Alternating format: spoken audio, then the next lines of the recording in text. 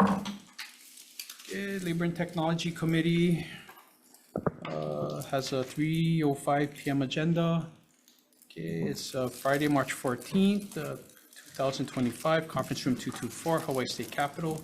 We just have one measure on the agenda, House Bill 430, House Draft 2. Before we proceed, this meeting is being streamed live on YouTube. In the unlikely event that we have to abruptly end this hearing due to technical difficulties, the committee will reconvene to discuss any outstanding business at 3:06 p.m. 3:06 p.m. on March 17th in room 224, and a public notice will be posted on the legislature's website. There's a 2-minute, today will be 2 minutes, time limit for testifiers, and you will hear a bell when your time limit has expired. Okay. Okay, again, House Bill 430, House Draft 2, relating to internships, permits Department of Labor and Industrial Relations to enter into contracts with eligible employers or registered apprenticeship programs in the private sector to provide on-the-job training to eligible interns, provides that the state shall be the responsible employer for purposes of workers' compensation coverage for students or recent graduates in the on-the-job training work experience program, subject to certain limitations, and appropriates funds. Okay. First, we have the Hawaii State Council on Developmental Disabilities.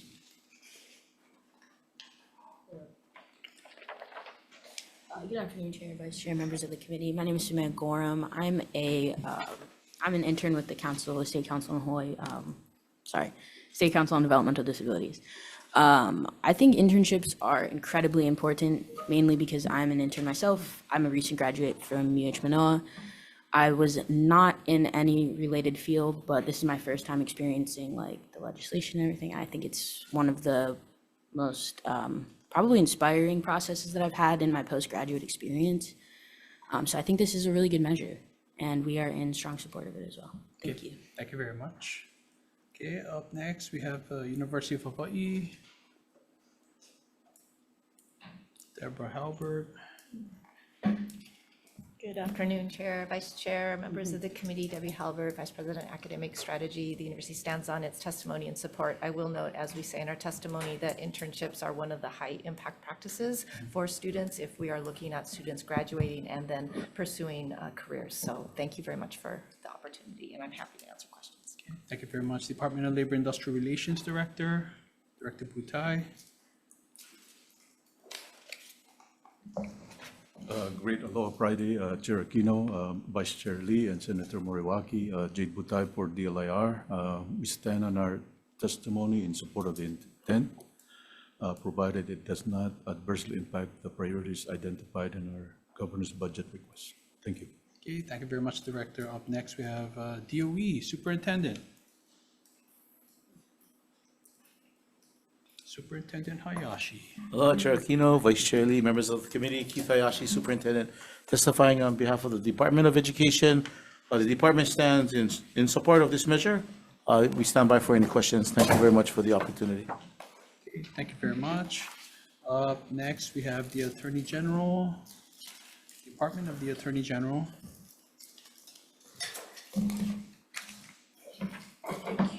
Good afternoon, Chair Aquino, Vice Chair Lee, and members of the committee. I am Deputy Attorney General Leanne Yamashiro, and I'm here to testify on behalf of the department. The bill authorizes an on-the-job training program for interns to be administered by the Department of Labor and Industrial Relations. Our concern is with the provision on page 7, lines 6 to 7, that requires the DLIR to establish criteria for interns to pass a criminal history record check under Hawaii Revised Statute, Section 846-2.7. Section 846-2.7 requires fingerprinting, which is sent to the FBI and the Criminal Justice Data Center for conviction and arrest records. It is unclear if this is the type of background check that was intended. If that is the intent, then a new paragraph will have to be added to Section 846-2.7b, and we are available to work with your committee to draft a new paragraph. However, the state can already do a criminal history background check under Section 378-2.5 Hawaii Revised Statutes. Under either sections, juvenile records would be confidential for 16 and 17-year-old interns.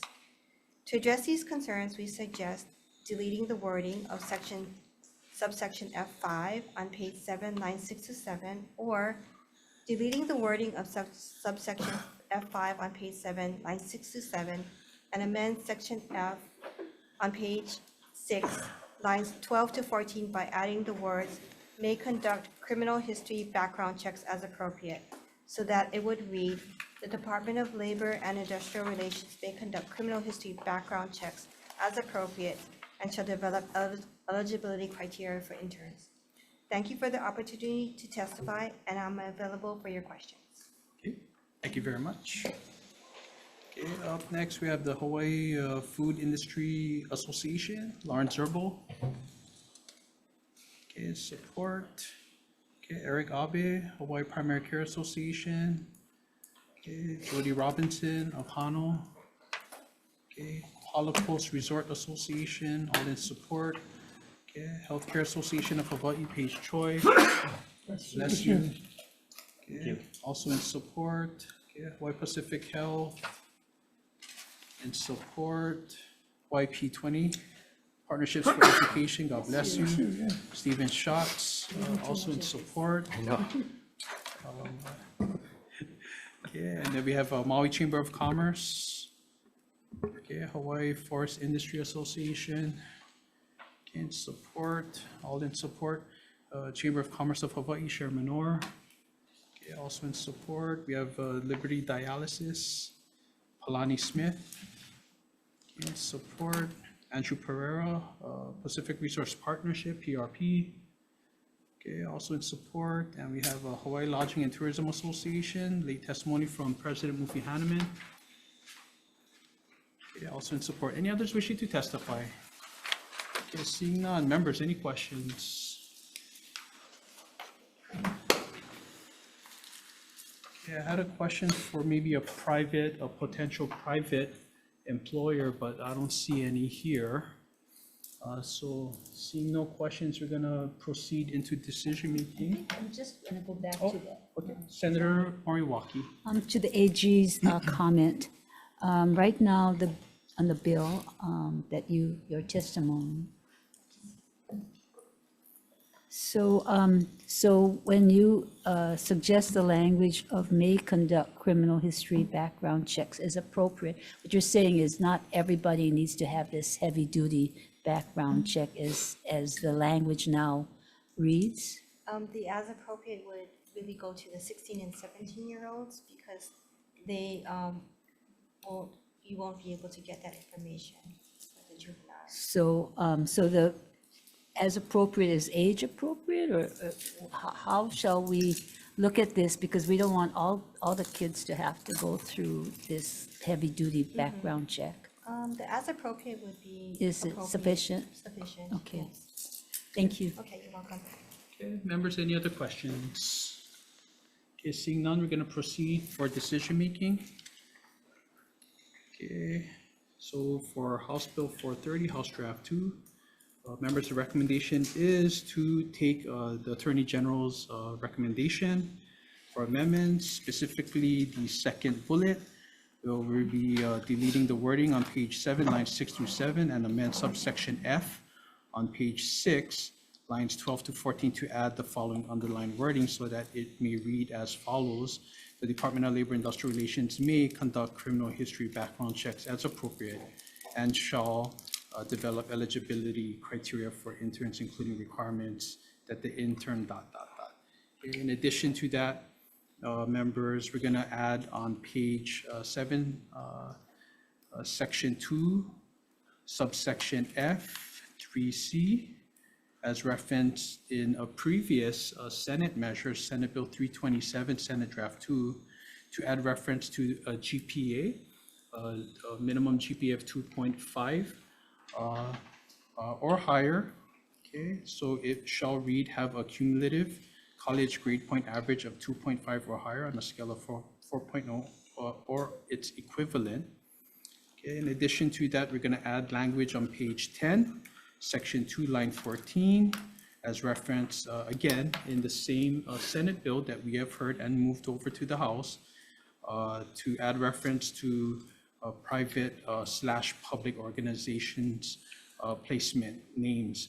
So it shall say the names of the private or public sector organizations that the interns were placed at.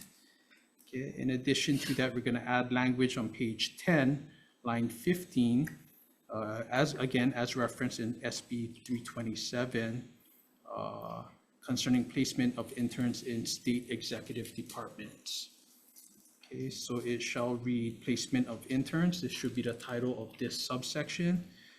Placement of interns in state executive branch departments, agencies, or programs, interagency collaboration. It'll say subsection A, Department of Labor and Industrial Relations shall collaborate with DHERD to process all public program applications and place interns in temporary or permanent positions at state executive branch departments, agencies, or programs. Subsection B, before the first day of each internship, DLIR shall provide DHERD with the name of the intern, the state, the branch, agency, or program to which the intern will be assigned. Number 3, the expected start and end dates of the internship. And number 4, any other relevant information that DHERD may require to assist the intern in pursuing future employment with the state. Okay. Again, truly fulfilling what the Hele Imua program is and should be. Yeah. And again, we're going to change the effective date. We're going to make it a little bit more closer to July 1st, 2050. Questions or concerns, colleagues? Okay, thank you very much for your indulgence. Vice Chair for the vote. Chair votes aye. Voting on House Bill 430, House Draft 2, recommendations to pass with amendments. Chair and Vice Chair vote aye. Senator Ihara is excused. Senator Moriwaki. Aye. Senator Favela. Aye. Recommendation is adopted. See, the guys, you can't do this one. Thank you very much. Must be Friday. But thank you very much, everyone, for your patience. Have a great weekend, everyone. We're adjourned. That's it.